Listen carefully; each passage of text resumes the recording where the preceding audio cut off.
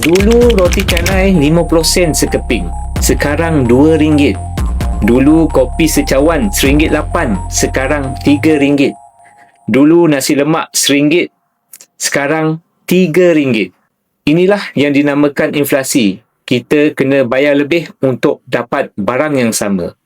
Kenapa harga barang makin lama makin naik? Antara sebab utama ialah daripada kejatuhan nilai wang kertas. Harga emas juga meningkat, tuan-puan, bila nilai duit kita jatuh. Kerana emas juga adalah barang komoditi.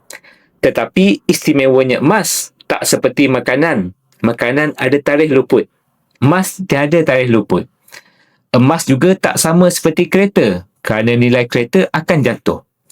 Emas adalah aset yang nilainya tak jatuh kosong kerana nilai emas tak bergantung kepada apa-apa faktor selain daripada